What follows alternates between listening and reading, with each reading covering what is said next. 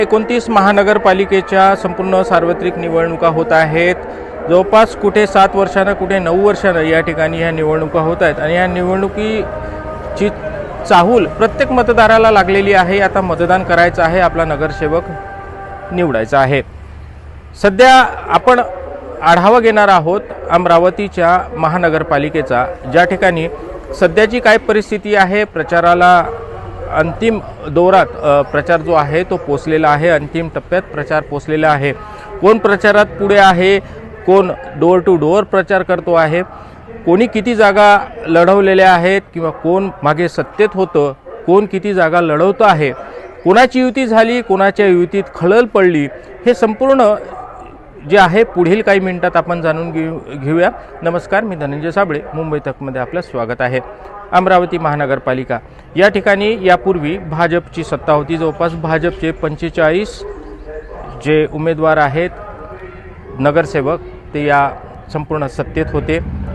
पण यावेळेस भाजप आणि सर्वच पक्षांना आव्हान यासाठी आहे की मागच्या वेळेस जी निवडणूक झाली होती त्या निवडणुकीमध्ये शिवसेना आणि NCP हे दोन पक्ष जे आहेत ते वेगवेगळे नव्हते, पण यावर्षी हे दोन्ही पक्ष वेगळे आहेत आणि अमरावतीमध्ये या ठिकाणी दोन्ही पक्ष वेगवेगळे लढत आहेत। म्हणजे महायुती असो की महाविकास आघाडी येतो, या दोन्हीही मोठ्या गठबंधनमध्ये कोणाचीच युती या ठिकाणी झाली नसल्याची या ठिकाणी दिसून येते। कुठंतरी स्थानिक 1-2-4 वॉर्डमध्ये जर होत असली तर तो भाग वेगळा, पण या संपूर्ण महानगरपालिकेमध्ये कोण किती जागेवर लढतो आहे हे सर्वप्रथम आपण पाहून घेऊ। जे सत्ताधारी मागच्या वर्षी भाजप होते त्यांनी आता जवळपास या महानगरपालिकेमध्ये मी हे पहिले सांगून देतो आहे की या महानगरपालिकेमध्ये 87 जे आहेत ते जागा आहेत आणि 87 जागेसाठी भाजपनं 68 उमेदवार आपले रिंगणात आलेले उतरवले आहेत, तर शिवसेनेने म्हणजे शिंदे गटाने 72, अजित पवारांच्या राष्ट्रवादीनं 85, काँग्रेसनं 74, UBTनी 20, शरद पवारच्या पार्टीनी या ठिकाणी जे आहे ते 17 उमेदवार आहेत, तर वंचित बहुजन आघाडी युनायटेड फोरमच्या या संयुक्त आघाडीनं जवळपास 48 उमेदवार या ठिकाणी रिंगणात उभे केले आहेत। MIMनी 10 आणि जवळपास अपक्ष जे आहेत 240च्या वर आहेत, म्हणजे 245 जवळपास अपक्ष आहेत। या संपूर्ण उमेदवारांचं जे भवितव्य आहे ते 15 जानेवारीला होणाऱ्या निवडणुकीत मतदान प्रक्रियेत कैद होणार आहे। 16 तारखेला निकाल येईल, पण त्यापूर्वी सध्याच्या घडीला जो शेवटच्या टप्प्यात प्रचार आलेला आहे, कोण आघाडीवर आहे, नक्कीच भाजप या संपूर्ण प्रचारात पुढे दिसतो आहे। त्या मागोमाग जो आहे तो शिंदे शिवसेनेचा प्रचार जो आहे तोहीच या ठिकाणी त्यांनी आघाडी घेतलेली आहे। तर सोबतच जे आहे NCP म्हणजे अजित पवार हे सुद्धा प्रचारात या ठिकाणी त्यांनी आघाडी घेतलेली आहे। पण या ठिकाणी कुठेतरी काँग्रेस असेल, UBT असेल किंवा वंचित बहुजन आघाडी असेल हे डोर टू डोअर कॅम्पेनिंग करताना दिसत आहेत।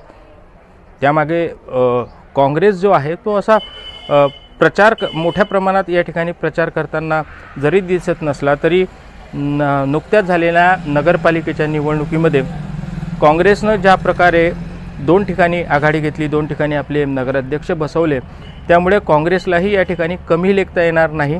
पण सर्वात महत्त्वाची गोष्ट ही आहे की ज्यांची केंद्रात आणि राज्यात सत्ता आहे त्याच भाजपला तिकीट वाटतानाच जो फटका त्यांना आपल्या कार्यकर्त्यांचा किंवा त्यांच्या नगरसेवक पदाचे उमेदवार असले त्यांचे तिकीट कापल्यामुळे जो बसला तो या ठिकाणी संपूर्ण अमरावतीकरांच्या जो आहे तो लक्षात आलेला आहे। प्रचारात त्यांनी आघाडी घेतली असली तरी जे बूथ लेवलचे कार्यकर्ते असतात ते या ठिकाणी कुठेतरी नाराज दिसलेले आहेत। सर्वात महत्त्वाची गोष्ट आहे की तिकीट वाटताना खूप मोठ्या प्रमाणात गोंधळ या ठिकाणी झालेला भाजपमध्ये दिसला आणि तोच सर्वश्रुत समोर आलेले आहेत। काही व्हिडिओ पण समोर आलेले आहेत की जे हिंदूवादी कार्यकर्ते होते, भाजपचे निष्ठावंत कार्यकर्ते होते, त्यांना डावलून ऐन वेळेवर दुसऱ्यांना तिकीट दिल्यामुळे महसूल मंत्री आणि अमरावतीचे पालकमंत्री चंद्रशेखर बावनकुळे यांना कार्यकर्त्यांची माफी मागावी लागली। हाही प्रसंग अशा सत्ताधाऱ्या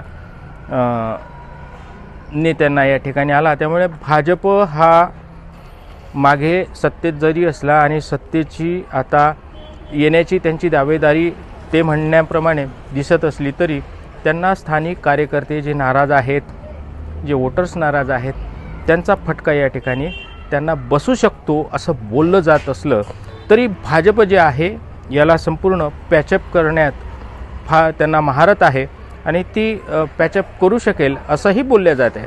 तर दुसरीकडे शिवसेनेसोबत जे युती होणार होती ती युती जागा वाटपाच्या अनेक फेऱ्या झाल्या, पण शेवटच्या घडीला शिवसेनेने आपले 72 उमेदवार अमरावतीच्या महापालिकेच्या रिंगणात या ठिकाणी उतरवले।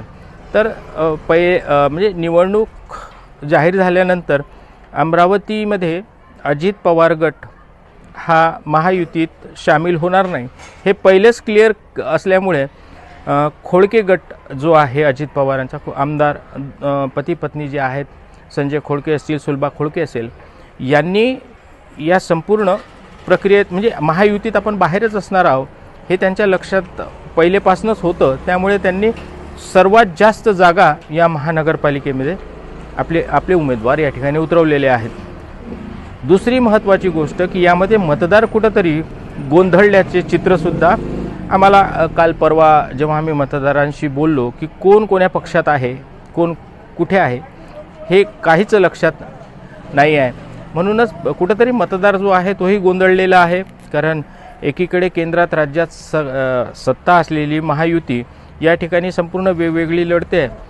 अमरावती म्हटल्यानंतर राणा दाम्पत्य आणि पॅसिफिक नगरपालिकेच्याकडे पाहायला झालं तर YSP म्हणजे युवा स्वाभिमानी पक्षाचे जे सर्व आहेत, संस्थापक अध्यक्ष आहेत रवी राणा, हे चर्चेत कसे नसतील, या ठिकाणी ते चर्चेत जरूर आहेत।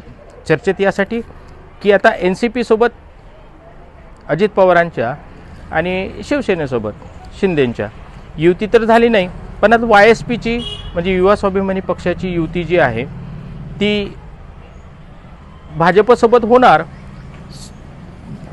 जवळपास रवी राणांनी याच निवडणुकीमध्ये भाजपला 12 ते 15 जागा मागितल्या होत्या, पण 7 जागेवर कुठंतरी भाजपनं हो करून समाधान या ठिकाणी केलं।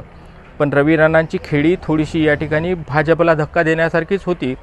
म्हणूनच की काय, कारण ज्या ठिकाणी YSPचे उमेदवार उभे केले त्या ठिकाणी भाजपनी आपले उमेदवार उभे नाही केले, पण रवी राणांची एक खेळी जी आहे ते भाजपला कुठंतरी पचनी पडली नाही आणि म्हणून काही ठिकाणी जे आहे रवी राणांच्या म्हणण्यानुसार की ज्या ठिकाणी त्यांचे उमेदवार म्हणजे भाजपचे उमेदवार जर निवडून येण्यासारखे असतील तर आम्ही त्यांना मदत करू आणि ज्या ठिकाणी आमचे उमेदवार निवडून येण्याची चान्सेस जास्त आहेत त्या ठिकाणी आम्ही त्यांना मदत करू। म्हणजे ही राजकारणातली एक वेगळी खेळी आणि रवी राणातली खूप मोठी कलाटणी जी आहे भाजपला कुठंतरी भारी पडताना या ठिकाणी दिसते आहे। आणि म्हणूनच जे आहे जवळपास 7 जागा तर ह्या सोडल्या तर रवी राणांच्या YSPने म्हणजे युवा स्वाभिमानी पार्टीने जवळपास 40च्या वर म्हणजे 42 जागा या ठिकाणी त्यांचे उमेदवार 42 ठिकाणी उभे केले असल्यामुळे आता सरळ लढत जे आहे ते भाजप आणि काही ठिकाणी ज्या ठिकाणी त्यांचे उमेदवार उभे आहेत ते 42 ठिकाणी भाजप आणि YSPची टक्कर या ठिकाणी दिसते आहे। शिंदे गट वेगळाच लढतो आहे, त्याच्यामुळे त्यांच्या 72 जागेवरून त्यांचा प्रचारसुद्धा या ठिकाणी सुरू आहे। पण राणा दाम्पत्य म्हणजे नवनीत राणा ह्या भाजपमध्ये आहेत आणि रवी राणा जे आहे ते आपला युवा स्वाभिमानी पक्ष चालवतात। त्यात एक महत्त्वाची गोष्ट आहे की तुषार भारतीय हे भारतीय जे MLC आहेत त्यांचे भाऊ आहेत आणि त्यांच्याच विरोधात YSP म्हणजे रवी राणांच्या पार्टीने मेंढेंना उभं केलेलं आहे आणि याच ठिकाणी भाजपच्या नेत्या YSPच्या उमेदवाराच्या प्रचार कार्यालयाचं नारळ फोडतात। म्हणजे त्यांची जी आपसी राजकारणातली रंजिश आहे किंवा दुश्मनी आहे, राजकारणातलं वैर आहे, ते वैर या ठिकाणी कुठंतरी नवनीत राणांसाठी आणि भाजपसाठी अडचणीचं ठरते। एकीकडे पतीचं समाधान करावं आणि दुसरीकडे पार्टीलाही दुखवू नये, अशा दोन्ही विवंचनेत नवनीत राणा या ठिकाणी पडल्या आणि त्यात